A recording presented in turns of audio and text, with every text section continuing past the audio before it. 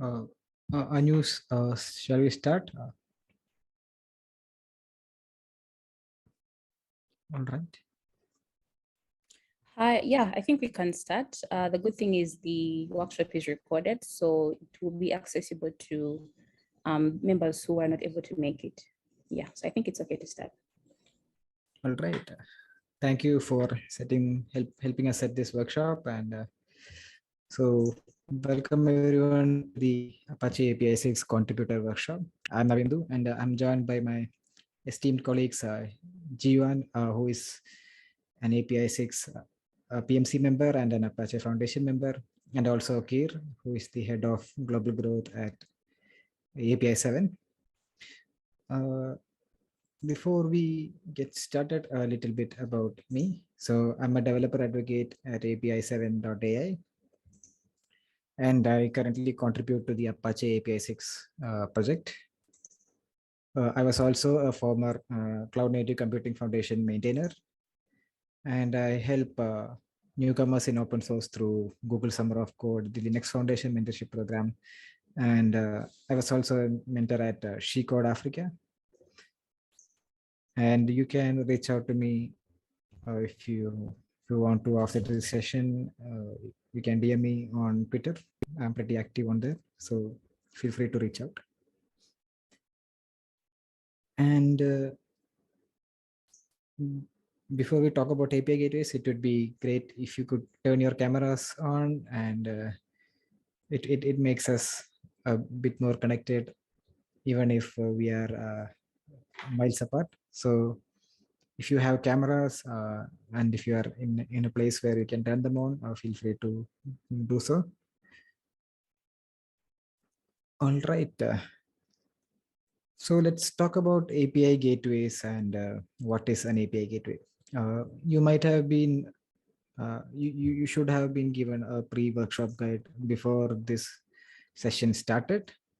So you would have seen a different version of this, but it's essentially the same. So you would have had the chance to look over what APISIX is, what it does, and what API gateways is, or what its projects are.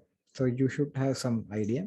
But let's start from the scratch, and let's learn about it from the first principles. So what is an API gateway? So traditionally, we have our microservices applications like this. You have multiple backend services running, and you will have multiple clients of this backend service. So these clients use the APIs provided by your backend microservices. But one problem here is that you need to configure things like monitoring, security, logging, and all sort of things directly into each microservice. So that is an issue with traditional API architecture with microservices. So what API gateway does is it abstracts out all these capabilities to one single entity. So all your traffic will come through an API gateway, and it will handle the traffic routing. It will handle things like authentication. It will handle things like security. It will handle things like monitoring. It will handle things like traffic control. So essentially the work of the developer is reduced. They only have to configure their API gateways, and it will handle all their traffic to their services. So it is a centralized location where you can do all these stuff. And there are a lot of API gateway providers. Of course, there are proprietary services from companies like Amazon, but we only care about open source stuff, right? So there is Envoy, Com, Nginx, and of course APISIX, which we will talk about today. So what is APISIX? What is Apache APISIX? Let's talk about the project. Sorry. So Apache APISIX is a cloud native API gateway, and it has a lot of rich traffic management features. And it also comes with a user-friendly low-code dashboard, so you don't have to type stuff into your terminal to configure your your API gateway. You can just use the GUI for GUI dashboard for working with APISIX. And it is also fully dynamic. So if you change a configuration, it is automatically reflected. You don't need to stop the service and restart it. It will basically roll out instantly. And it is also highly customizable. There are a lot of plugins which we provide, but you are also given the opportunity to write your own plugins. You can write plugins on the native Lua language. There are also a lot of other different plugin runners. So you can use multiple different languages to write plugins, and this will work with the APISIX. So based on your business use case, you can create your own plugins. And we are open source. So Apache APISIX is hosted by the Apache Software Foundation. We are fast growing. It is one of the top Apache Apache Foundation projects. And we also have a lot of well-known production users like NASA and Tencent Gaming. So these are some examples. So we have a lot of production users who are also contributing back to the project. And this is a very highly sustainable open source project. And to look a bit deeper into what APISIX does, here is an architecture diagram.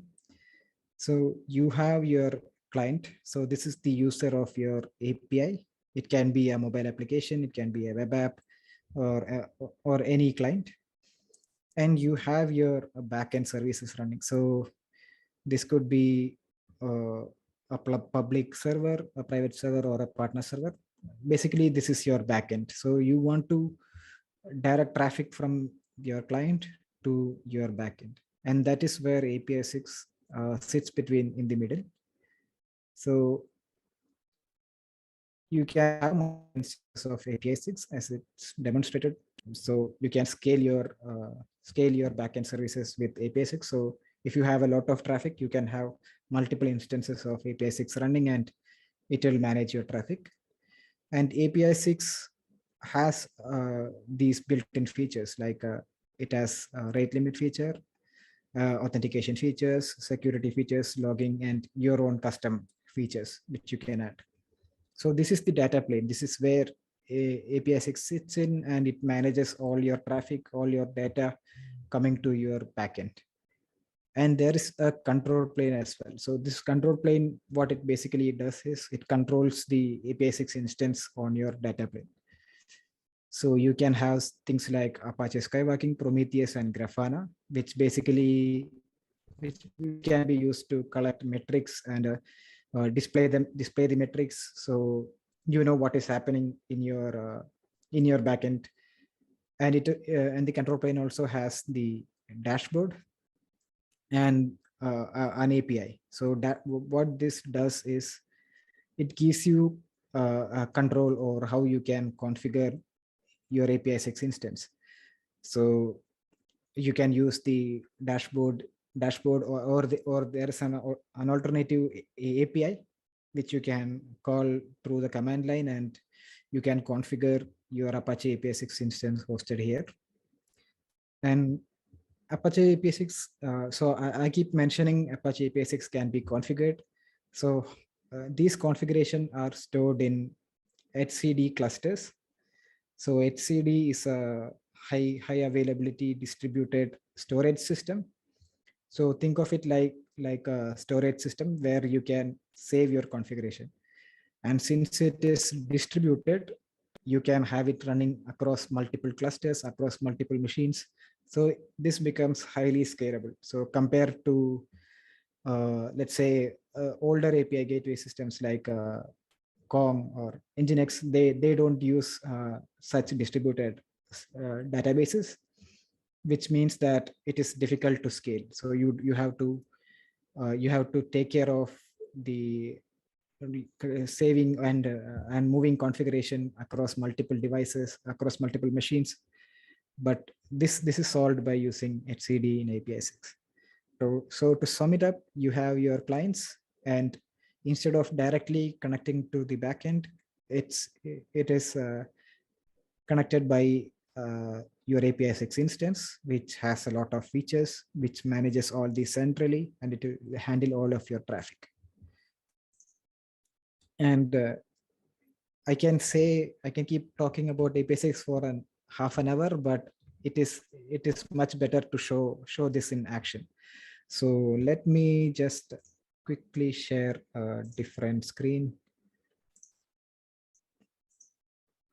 All right. So I hope you guys can see my terminal. If not, let me know. So I'm going to install APISX on Docker. So I'll be talking about, I will first use Docker, and then I will use, I will build APISX from scratch on Gitpod, which you might have been familiar if you have followed through the pre-workshop guide. But first I will demonstrate how a user of APISX can use APISX. So if you are building it on Gitpod, it means that you are likely a contributor to APISX. You are changing the code of APISX and you are building it and you are running it. But now let's use a pre-packaged APISX image, just so that I can show you like what we are working with. So there is a repository called APISX Docker, which Jiwan will probably share in chat. So it has a Docker compose file. So what this file basically does is it tells your machine how to spin up APISX. So once we have the Docker compose file, I'm on an M1 Mac. So I can basically run this Docker compose file. So there is a Docker file called, let me just zoom in it in a little bit. You might be able to see it much better. So we use the Docker compose command and we want to run Docker APISX, and this is the file which tells Docker how to run APISX. So let's do that. So before this presentation, I already had this running. So now it is up to date and it is running, and you can see it by going to your Docker application. So it will show APISX is running. So APISX has a lot of containers. There is the APISX dashboard running. There is APISX, and there is, like we talked about, the HCD cluster. So basically, this is where our APISX configuration is stored. So now you have APISX running. Let's go back to the terminal and let's see. Let's try and create a root. So basically, what we are doing here is we are calling the admin API. So this is the API to create a route. So basically, a route is a new endpoint we are creating in APISX. So when a user goes to this URI, the one highlighted, it says anything and an asterisk, which means that if a user goes to the URI that starts with anything, it will be redirected to an upstream. So we are talking about routing traffic with APISX, right? So instead of directly guiding the user to your backend, which in this case is an example called HTTP bin, which is a mock backend service, we are routing it through APISX. And this is the admin API, and this is how you do it. Like there is a getting started guide in our APISX website, and it talks about all these nuances, what a route is, what a service is. But in a sense, we are creating a new path the users can go through, and it will be directed to this particular backend URL. So if I hit enter, we see a message from APISIX. It says that we created a new route, and it basically returns back whatever it has done. And now that we have created a new route, a user can go through this newly created route, right? So we created a route called anything. And if I go to anything, let's say, and a foo, which is a sample, which can be anything, and we hit enter, it will be routed to HTTP bin, which is our backend. So APISIX, essentially what we did here is APISIX is sitting between your client and your backend, and it is routing traffic from your client to your backend. This might be a little too hard to comprehend. So I would suggest after this workshop, you try this out on your own. And that is the best way to learn this. But if you are uncomfortable working with the command line, APISIX also has a GUI. So there is a dashboard which can be accessed by going to localhost 9000. So you see a dashboard, right? So basically this dashboard can be used to, it can basically do everything you can do on the command line for APISIX. So if you go to the route section, you will see the route we created just now, right? This is the route we created a couple of seconds ago, and you can use it to create a new route. You can configure plugins on your route, like we said, the authentication plugin, the logger plugin, all sort of stuff. So basically, your dashboard can be the way you interact with APISIX. And I mentioned about plugins, and this page shows the list of available plugins for APISIX. And basically you can use this dashboard to configure all these plugins. So authentication, security, traffic control, serverless, observability, and other plugins. And yes, so I guess you have some basic idea about what APISIX is, what API gateway does, right? And now let's talk about contributing to this project.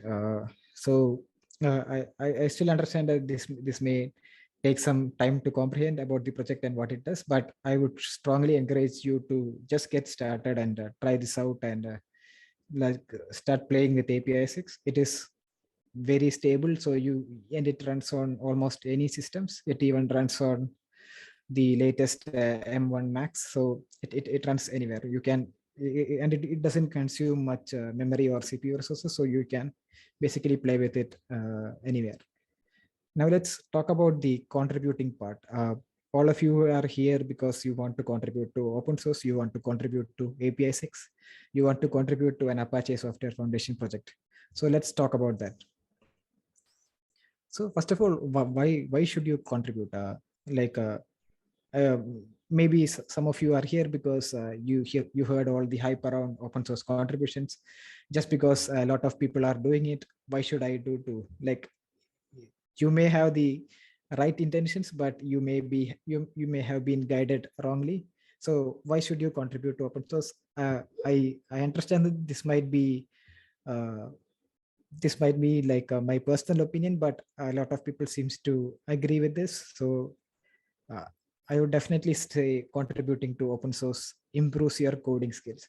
So if you are contributing code to open source projects, especially if you are a student or if you are a new developer, or if you don't know the tech stack the project is running on currently, this is a great way to improve your coding skills. So I say that because if you are a student, or a relatively new developer, you wouldn't have had much chances to contribute to, work on real projects. So mostly you will be working on projects that your school or college assigned to you. you may be working on very small projects that your company asked you to do. So you wouldn't have had a chance to work on write a lot of code. So contributing to open source definitely improves your coding skills, and like your code will be reviewed by a lot of experienced mentors and open source maintainers. So you are getting a free check on your code, so they can let you know what mistakes you made, and they can help you become a better coder. And the second point is gain real world experience. So this point is mainly focused for students. So a project like APISIX is being used by a lot of companies. It is last week, a couple of weeks ago, we learned that it is being used by an electric vehicle company. So it can be compared to China's Tesla. So basically, it has been used by a lot of people. It has been handling a lot of high production traffic. So when you are contributing to APISIX, you are contributing to a real world projects. You are contributing to a project that is being used by a lot of big companies. So you will get the real world experience of building such a project, which you won't get by doing assignments in college or building small personal projects. So you are getting the real experience that you would get like you are working at a job. And of course, the third point is to gain recognition. There are a lot of contributors. So since most of you are from Africa, you must be knowing a lot of popular open source contributors. So they must within the software or within the tech industries, famous open source contributors are like movie stars. They get invited to a lot of places, and you just know them by their name, and they are so popular. But taking it a step down, you can gain recognition with smaller communities. So for example, if you are contributing within the Apache Software Foundation, people within the foundation will get to know you. You will be a voice of you can be some sort of like a voice to that people listens to within the industry. So when it comes to API gateways, if you are contributing to a popular API gateway project, you will definitely be recognized as such a person. And why this happens is because all of your code is completely public. All of your work is public. So people can look at your profile and they will see the work you have done, and you will get the recognition you deserve. And of course, with recognition comes building network. There are a lot of opportunities out there, and for you to get opportunities, you need to have a lot of people on your network. And contributing to open source, you will find a lot of like-minded people. You will find people who are on the next stage of their career than you, and they will be able to help you out. And this can help you. And with this network, you can do a lot of stuff. You can get jobs. You can get maybe you will get a new you will get a co-founder for your new startups. You will get ideas. The list goes on. The power of a good network is highly underrated, and this contributing to open source really helps you with that. And like I mentioned before, with the network, with the recognition, with the skills, you will find new opportunities. And there are a lot of opportunities. I'm not even talking about just open source. I'm talking about opportunities in tech in general. So first of all, there are a lot of opportunities in open source. You can make money by contributing to open source. You can get jobs where you contribute to open source. So there are a lot of opportunities, and maybe from people outside the US and people outside, let's say in high density tech hubs in Europe, opportunities don't come to us easily, because there aren't a lot of tech companies that hire in these areas. There might not be a lot of tech companies, but by contributing to open source, these opportunities will go it can go over the borders, over the seas. Basically, you can work on projects anywhere in the world. You can contribute, you can work with people even if they are on the other side of the globe. So, and this doesn't happen in a general company. You will be stuck on your locality, you will be stuck on your country, you will be stuck on your city. But with open source, you are working with people from all over the world, and this will give you a lot of opportunities. So I can go on saying this, but let me share my experience in contributing to open source and how it has helped me. Maybe this can help you. Maybe you can see that this contributing to open source works, and maybe you will be able to mold something for yourself if from this. So I thought I would share my experience.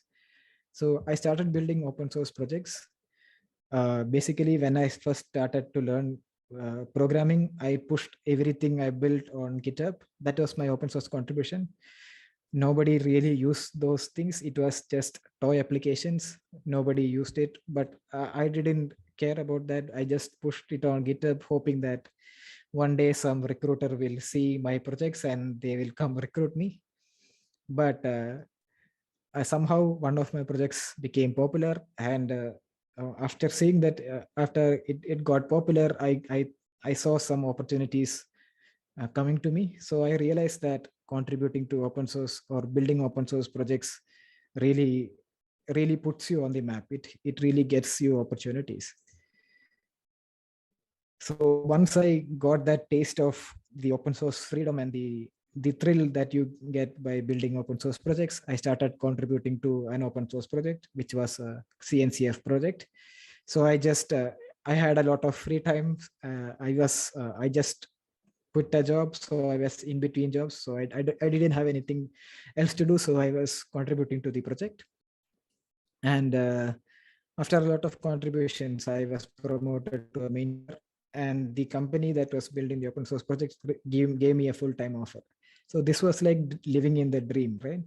You are contributing to open source projects and you are getting paid to do it. So I was like, this is the life. So once you go open source, there is no coming back. You won't write closed source code anymore. So I'm not even kidding. Like I can't think of working at a company where my code is not open. So all my code is public and I'm getting paid for it. That is the best offer you can get. And then recently I started contributing to APISX. So one of my teammates who is on the call asked me to check out the project, and I did, and I started contributing to it. And they thought that my contributions were good enough, so that they gave me a full-time offer. So that is really cool. And I didn't have to go through any interviews. I mean, any technical interviews, or I didn't have a coding test or anything, just because my code is already public and they can see that I can work. I was already doing the job before I joined. So I started contributing to APISX, and now I work here full time. I write open source code, and I help a lot. I help people do the same, and we want a lot of people to work on APISX, and that is what I'm trying to do with you. Like, this can be what you do next. This can be, if you are interested in the project and if you are really want to work on it, you can try it out. And next time we have one of these calls, maybe you will be hosting this session and you will be talking about your experience. So yeah, that was my journey. So I just thought I would share it. If some of you can relate, or if you are looking to see if it actually works, then this is the story. So let's look at contributing to the APISX project. Let's look at how you can contribute to APISX, how you can get involved. So first of all, APISX is hosted by the Apache Software Foundation, which as all of you will know, is one of the oldest open source software foundations in the world. It originally started with the Apache project, which you might be familiar with if you are. It is basically the Apache server, which I guess runs a lot of things in the world. So it is hosted by the ASF, which is quite popular and it is quite recognizable. And we have a large number of users. We have 10,000 stars on GitHub. So it is a pretty mature project. It has been tested in production, and we are not in the building stage. We have our foot firmly on the ground, and we are building it from here. And contributing to APISIX, which is a popular project and which is an Apache Software Foundation project, can be highly impactful. And there are multiple ways to contribute. So in whatever stage you are in your career, like you might be a seasoned programmer, you might be just starting to learn how to code, you might even be not a coder. You don't like coding, you like other stuff. Everything, you can make contributions any way you want. So so when I say multiple ways, I want to make sure that you are aware of the other ways you can contribute, because contributing code is quite obvious. You just have to find issues and you have to write code. That is obvious, and most people think that that is the only way to contribute, but you can make very highly impactful contributions without contributing code. So the general process for contribution is you go to GitHub, you find the APISIX repository, and you find issues with the good first issues and help wanted labels. So if I go to apis6.apache.org/contribute, which let's go.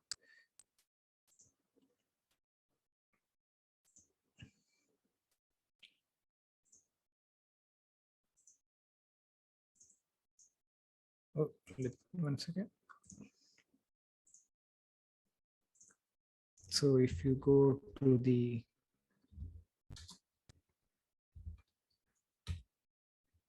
this URL, apis6.apache.org/contribute, you will be able to see all the repositories that come under APISIX. So it is not just one repository. So APISIX has a lot of repositories, which includes the APISIX dashboard. We also have an ingress controller, Helm charts, lot of stuff. And there is even a Python plugin runner. So if Python is your thing and you want to help Python developers, you can go all in on this project.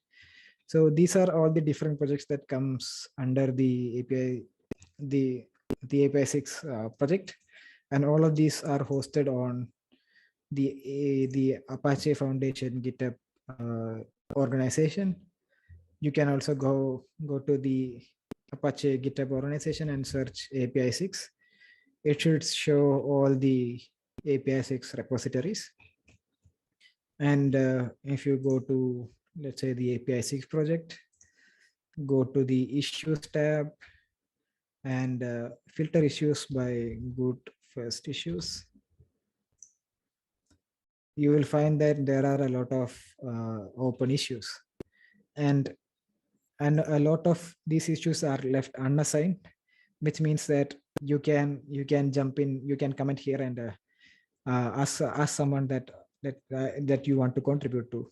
Basically, like if you go to this issue, okay, you see the description, and if you want to contribute, what you can do is leave a message, say, can I fix this issue?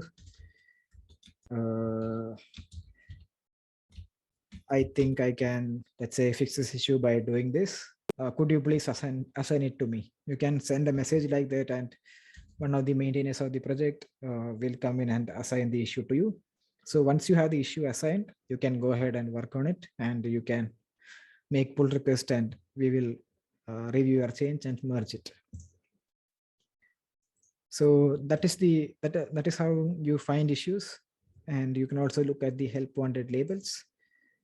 But some of these unconventional ways that I mentioned before, let's talk about that. So the first way is to be a tester. So most of you are just starting to get involved with APISIX, right? So like I mentioned at the start of the session, you should definitely try to run APISIX on your own. Try to figure out what it is, how it works, and basically try a bunch of stuff. Like you shouldn't like you should try to break it, like do a lot of stuff. It might sound like stupid stuff, but you can try doing it and try to break APISIX. So basically try a lot of stuff and like go through the documentation and see what all the features are, and test it out and see if it is working as mentioned. Because with a project of this size, there will be definitely a lot of bugs, and most of us working on the project are too close to the project to find these bugs. Like we don't realize that these are bugs, or like we don't realize the user is not understanding what is happening, because we might take some knowledge for granted, and we might think that, oh, the user should definitely know this, but it might not be obvious for the user. So the first step is to run APISIX, test it, and report bugs. And there will be a lot of bugs, and if you report bugs, that is definitely one of the greatest contribution you can make to an open source stuff project, because you don't have to fix the bugs. You might not know what the bug is, or how it can be fixed, but if you just open the bug report, people will come and they will understand that there is an issue and they will fix it. Then that is definitely a help. And there are discussion channels. So APISIX has a mailing list, an APISIX Slack, and we also have discussions on GitHub.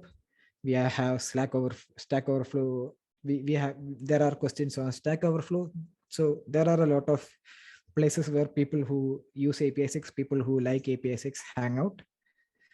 And you can find this on the website. So if you go to resources, community, and join the conversation, you will see how you can subscribe to the mailing list, how you can join the Slack channel, and all sort of stuff.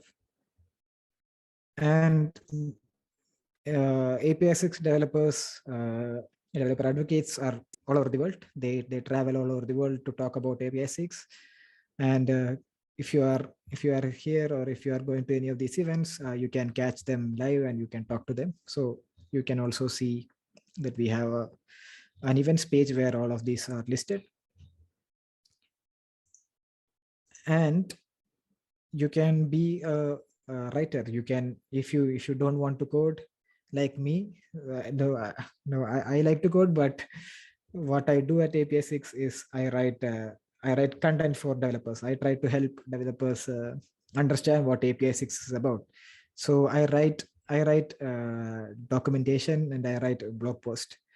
And if that is your thing, if you want to use APISIX, and if you want to write about your experience, if you want to write about a new feature, and if you are really interested in technical writing, this is for you. So you can write a blog, or you can contribute to docs.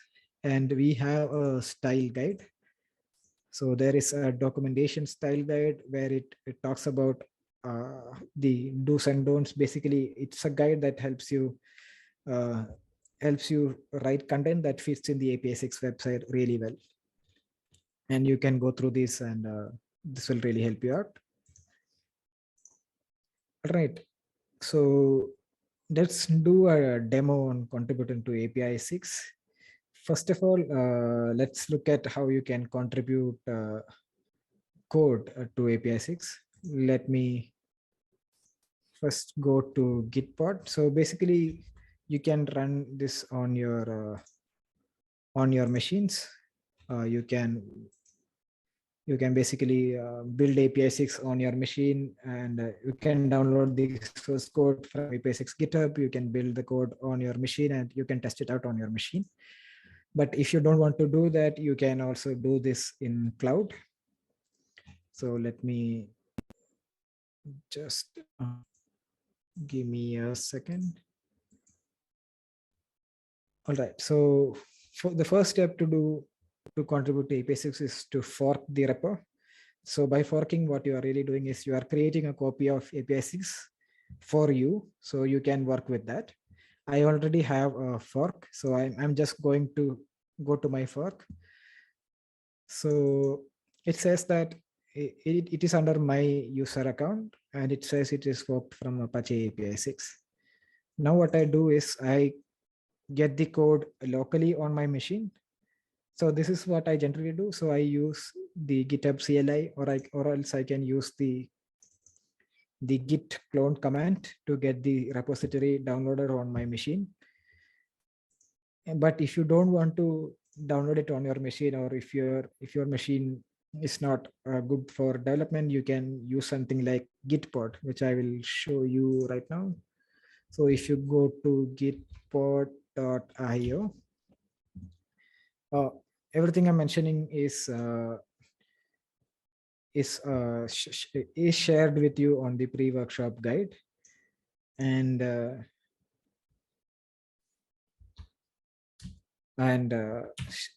Zivan was nice enough to write a blog post on how you can set up your Gitpod environment and how you can use Gitpod to develop APISIX. So there is a blog post by him that talks about how you can set it up. So basically what you do is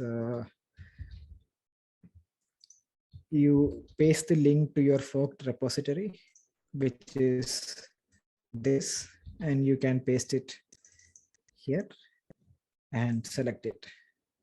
So what this will do is it will, instead of downloading it on your machine, you can work with this on a cloud machine, and it will open an editor. So I had already set it to Visual Studio Code editor. So basically this is Visual Studio Code on your browser. So you can edit code, you can, let's say, you can test it out, you can do all sort of things with this online setup. And if you go to Jivan's blog, it talks about all this. You can, how you can set up your new workspace, what commands to run and everything. So if you can just, when you first start out, you can just copy all this stuff. So basically it says install etcd. Etcd, like we talked about earlier, is the configuration center for Apache APISIX. You can first run its etcd, you can run APISIX, you can do all sort of things. And this will also let you basically test out APISIX. So let's say, let me just quickly run all these and I'll show you. So I have installed etcd. So you can see how fast it does that, right? That is because it is connected to the servers that are running this is connected to really high speed internet. And like it beats a lot of our usual connections. So it is actually quite fast as well. Then you check out this this branch, and this is the latest release branch. And now you can install the dependencies that is needed for APISIX to run, right?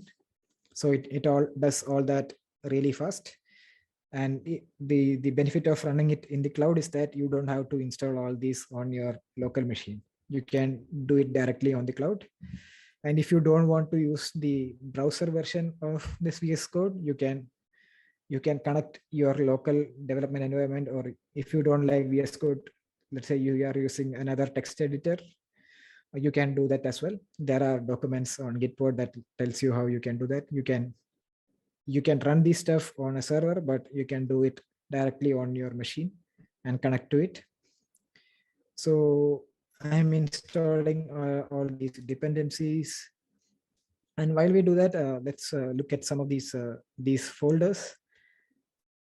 So the root of the directory has a lot of README files, Markdown files, which talks about a lot of stuff, the code cell, code of conduct, change log, the README, and all sort of stuff. And we also have some YAML files that basically runs GitHub workflows and that sort of stuff. So let's say if you want to edit some code, you can go to this APISIX folder and you will find the code, the actual code that is running APISIX. So you can see that majority of the code is written in Lua. Lua is a new, let's say, I guess it is relatively new programming language. So it is basically a scripting language. It lets you script stuff, but you don't have to be a Lua expert to understand all this. You can, if you know programming in one language, then you can easily translate to other languages. So unless you are writing something from scratch, you won't need to be a Lua expert to understand all this. So basically, you can go ahead and edit your code here. And to test it out, what you can do is you can make run. So make run will, what it does is it will build the changes you made to your APISIX code, and it will run APISIX with that new code. So what this means is you can test out your changes by running make run, and you saw the little pop up here, right? So that basically says that there is a server running on your port, and basically you can access APISIX through that port. And to stop APISIX, you can run make stop. So this stop the APISIX server. And once you stop the APISIX, you can make changes and you can run it again. So that is how a basic development workflow goes. And yeah, so basically you make changes and you make a pull request to the APISIX repository, which I guess I can show you. Just give me a second.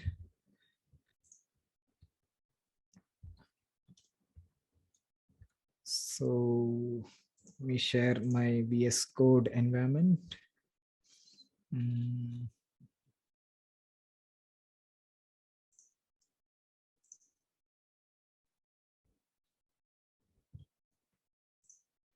All right, so you can see my VS Code, right? So I was actually working on this PR a little while before, so I'll just show you. So I was fixing this file, so I made a couple of changes. This is not complete, but for demo, I will show you by making a PR.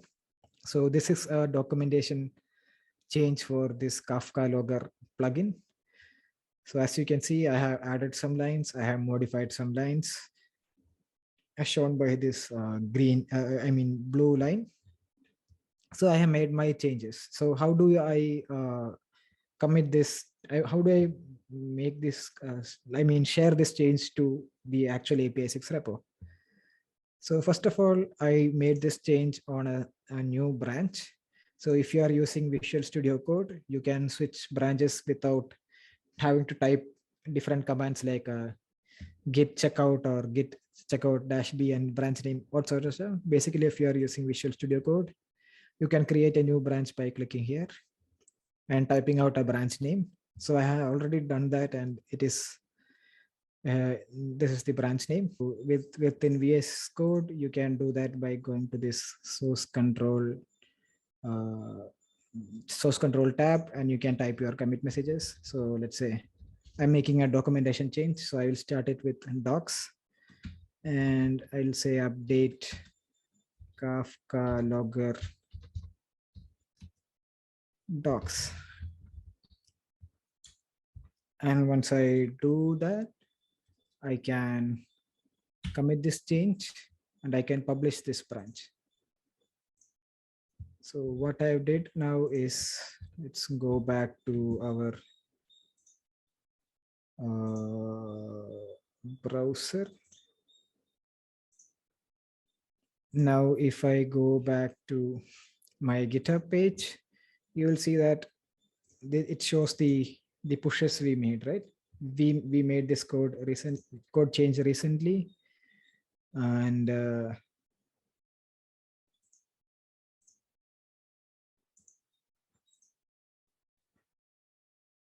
and we can make a pull request to the original repository. So we have made this change to our forked repository, and it is only shown on my machine. But to contribute it back to the APISIX project, you can create a pull request. So I will click compare and pull request, and I can type in I can fill out all these details. So I will give a description of what changes I am proposing, and if there is an open issue that talks about this change, I will link that to this issue, and I will also follow this checklist. So I will make sure that I have explained the need of this PR, explain the changes, updated the documentation, and all sort of things. So you can go through all these and then click create pull request.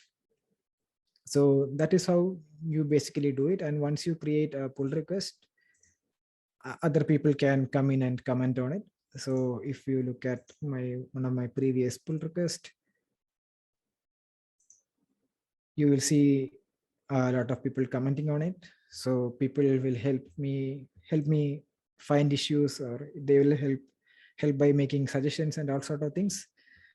And I can basically talk about, we can discuss about their suggested changes and all sort of things, and then they will review, and they will, once everybody is on board with the change, we will merge the change. And we also have automatic tests that run on your code, so you don't have to worry if your code will break APISIX. We have robust tests that run on your code every time you make a pull request.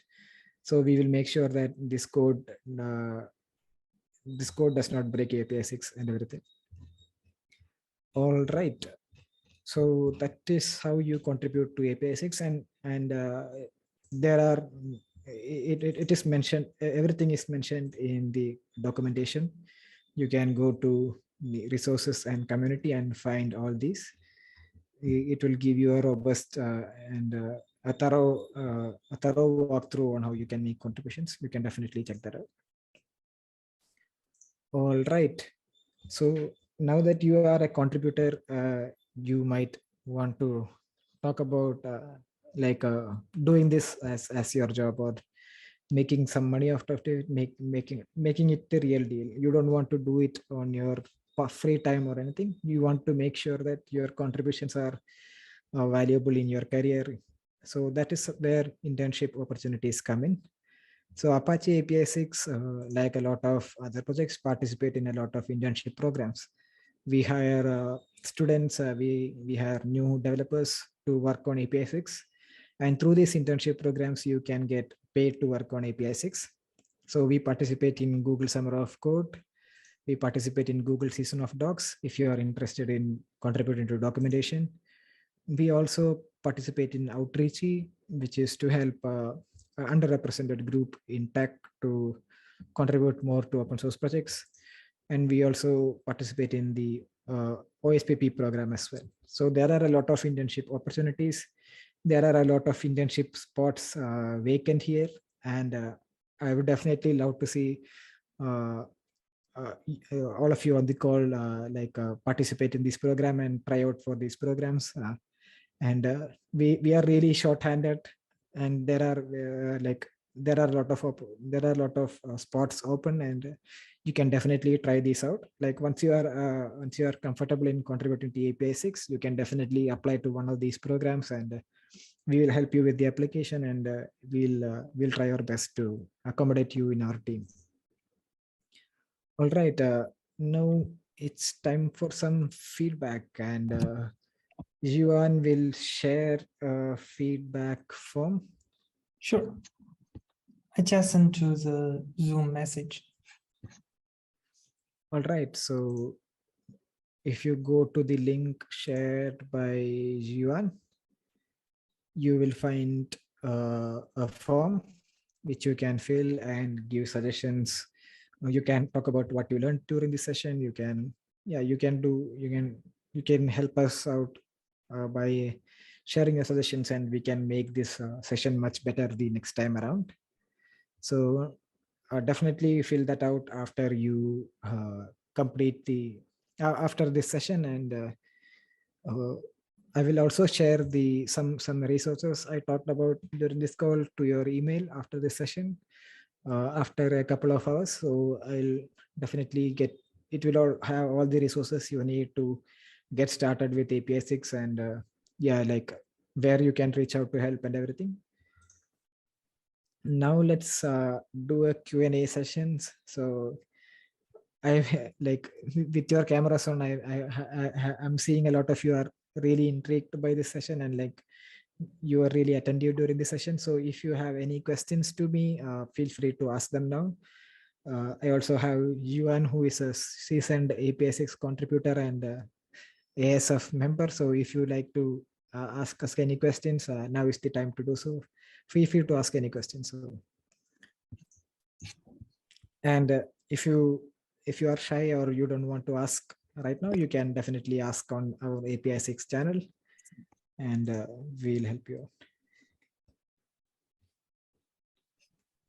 Yes, Navendu, so somebody's asking if your recording will be available later on for people who would want to revise what you just presented today. Yes, I think so. Like Jiwan, like we can share the recording, right? Yeah. Yeah, All and right. we would also love to also make it available on the OSCA YouTube channel, just in case you would like to access it, if that's okay. Sure. All right. All right. Guys, if you have any questions, please post them in the chat. But I think I can speak for everyone that this has been an amazing workshop. Thank you so much. All the questions that I had prior to joining, you've answered all of them. Yeah, it's been a great workshop. We apologize for the breach midway. I don't know why somebody would do this. Great apologies. I mean, when we post the link on public channels, you don't know what to expect. But we are glad for everybody who joined with great intentions. We hope you benefited from the workshop. Yeah, thank you. Yeah. And like feel free to reach out to me personally if you are not comfortable talking to a public channel, but I would strongly encourage you to ask questions on a public channel, because other people who are reading your messages, they can also be helpful with that. So yeah, and I guess that is it from us. If you don't have any questions, I will see you on the APISIX Slack channel. Like I'll be looking out for you, and I'll be waiting to see your questions as you try out APISIX. So I'll catch you. Oh, somebody's asking if there is a donation link. If somebody would like to donate to the APISIX project, how can they do that? I don't know. Like I don't know if we take in donations. Jiwan can maybe help answer that. Okay, Course APISIX is an open source project under the Apache Software Foundation, and it's non-profit. So maybe you can join the Slack channel and ask for Foundation's maintainer to answer this. Yeah. Okay. What else I had a question? So the foundation's website is apache.org, and there is actually a link called Make a Donation. Yeah. So you can check that out. Is it possible to contribute in terms of for people who are video creators? Do you allow contributions in terms of people making tutorials about how to contribute to Apache and like particular projects?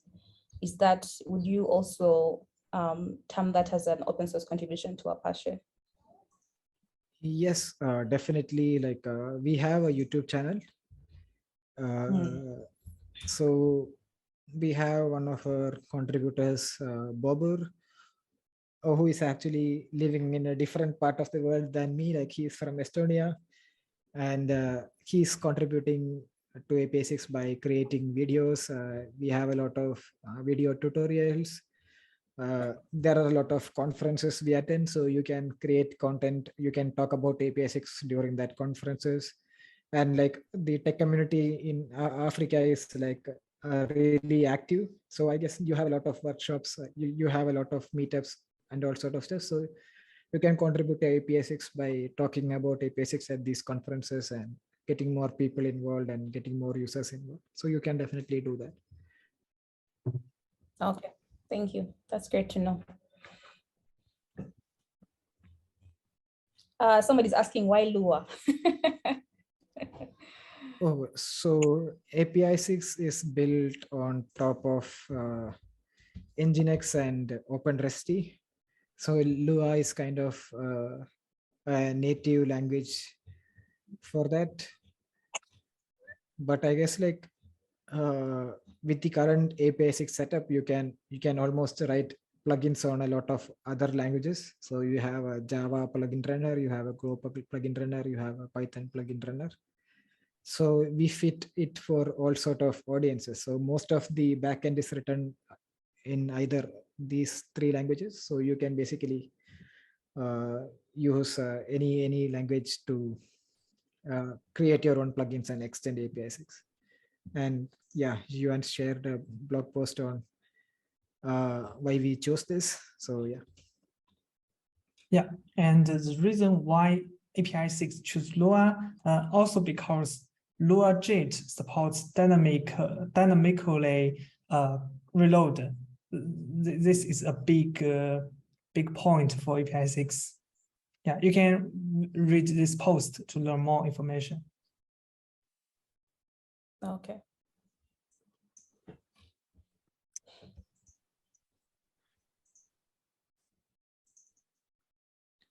Feel free to ask any questions.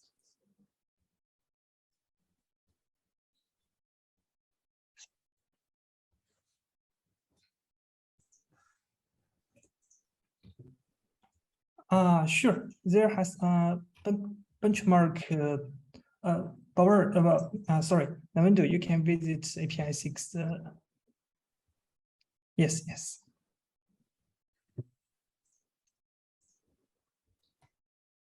So like this benchmarks compare APISIX with some of the other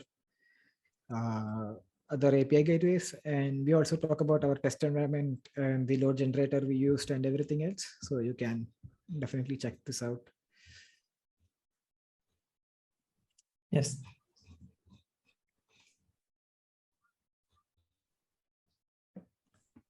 And for more questions, welcome to join our Slack channel. Yes, definitely.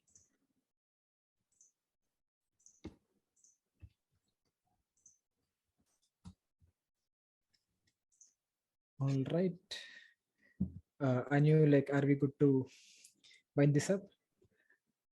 Yeah, so in conclusion, again, let me re-echo my appreciation to the APISIX team for holding this workshop. It's been in plan for a long time, and we are glad that we're able to hold it. Thank you to all the organizers of the workshop, especially from the APISIX team. Thank you for all the resources. I'm really impressed with the Apache APISIX documentation. It's quite vast and very detailed. And it needs, there's little hand holding needed. So thank you for everything. And if anybody that has any more questions, please join the Slack channel, the APISIX Slack channel, and you can direct your questions to any member of the team from the APISIX project, if they're really specific as well. And yeah, without further ado, let me wish everybody a great Saturday. It's Saturday here in Uganda. I don't know what time it is over there. Yeah, but I would like to wish everybody a nice weekend. Thank you so much. Thank you. Bye. Bye, everyone. All right. Bye. Bye.